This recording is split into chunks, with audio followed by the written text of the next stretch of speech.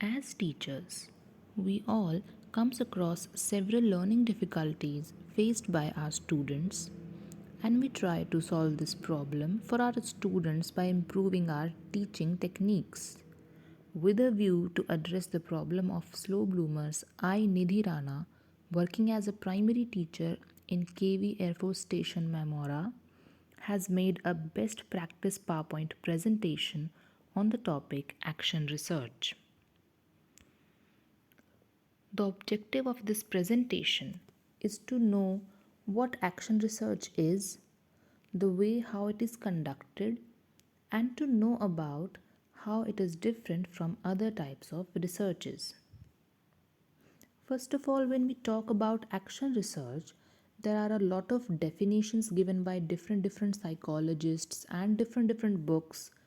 But if we try to grab its meaning, it's basically a research that is initiated to solve an immediate problem.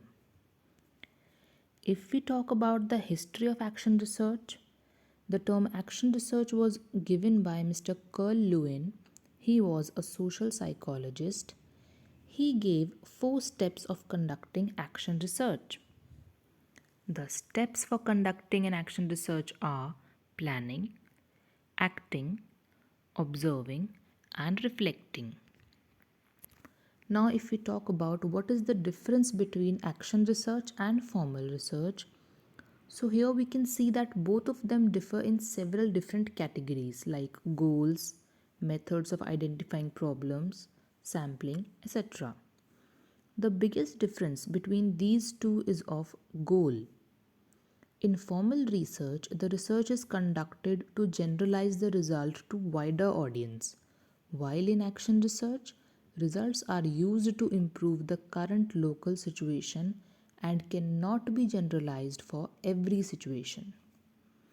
Then, the method of identifying the problem for doing research is also different in action research.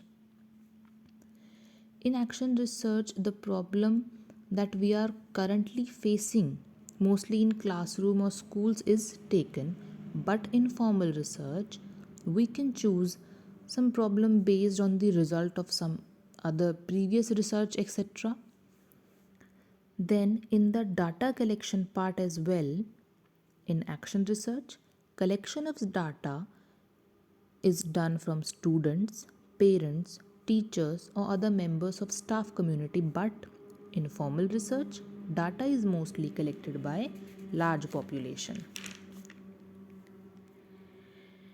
Here we will be discussing the difference between action research and case study. As we have already discussed in the previous slide that action research is a research conducted to solve an immediate problem, whereas case study is an in-depth study of a particular event or case over a long period of time. Now let us talk about the 4 phases of action research. In phase 1, we take a specific research question, prepare our complete plan of action on that topic, like what it is all about, how and from where to collect data, etc. In the second phase, action, we engage in multiple cycles of experimentation, data collection like observation, interviews, score, etc. In phase 3, analysis, we analyze the collected data and understand the trends.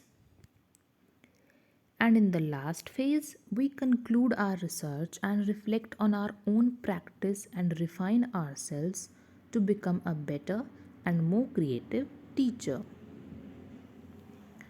Now, action research may help in solving many day to day issues in a school setup like students' absence, students' reading underachievement, teachers' performance, and etc. In my action research presentation, the problem I tried to cater is low reading and writing ability of some students of my class. They are lacking in reading and writing very basic Hindi and English words. Also, they are unable to do simple basic mathematics. So, my action research in school context is conducted as per follows. Firstly, I identified the problem of lack of reading and writing ability in some children. Then I did planning to know the reason behind the lack by talking to the children and their parents as well. I planned to give extra attention to the slow bloomers. In the action part, I followed my planning, gave extra attention to the slow bloomers, like in games period and in regular periods as well.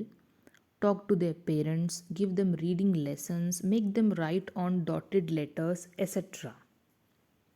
Then I observed that their performance started improving and they have started reading and writing very basic words on their own. And at the end, the positive result reflected more confidence in myself as a teacher and as a facilitator. Here I am sharing some of the glimpses of my project. As you can see, there are two pictures. In first, I gave basic word reading practice to the child, writing the word after joining the letters. And in the second picture, students have written it nicely. And after giving extra attention, she was able to read it as well, which is shown with the help of a video later in this presentation.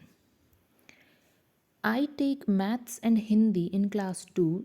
So, here in Hindi, the child is writing and reading basic and small words of Hindi. For example, Ka, Ma, La, Kamal. म में ऊ की मात्रा मु, ल में बड़ी ई की मात्रा ली, मू, ली, मूली. For better understanding, I prepared this chart for helping the children. इस चार्ट में स्वर व मात्राएं दर्शाई गई हैं, जैसे अ में कोई मात्रा नहीं, आ में आ की मात्रा, ई में छोटी ई की मात्रा. इसी प्रकार इस पूरे चार्ट में अंग अह तक सारे स्वर और उनकी मात्राएं दर्शाई गई हैं, जिनकी सहायता से बच्चे पढ़ सकते हैं, मात्राओं को सीख सकते हैं. इसमें आप देख पा रहे हैं एक चक्र बनाया गया है जिसमें एक केंद्र में शब्द है. उस शब्द की सहायता से बाकी शब्दों को जोड़कर हम एक पूरा शब्द पढ़ पाते हैं, जैसे ट जो केंद्र में है, करवट, काट, टमाटर, सरपट.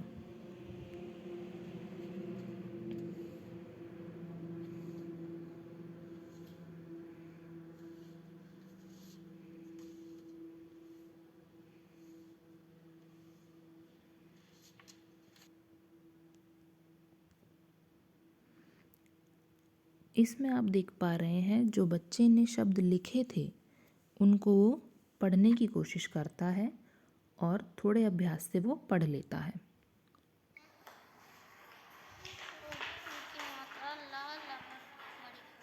क्या बना? ये वाला क्या बना? मुंह. और ये ली. Very good. हाँ, आगे पढ़ो.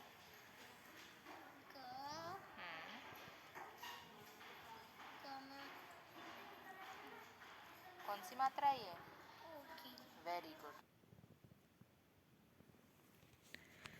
In my maths class, this is the picture of a child's notebook in the initial stage when he entered my class.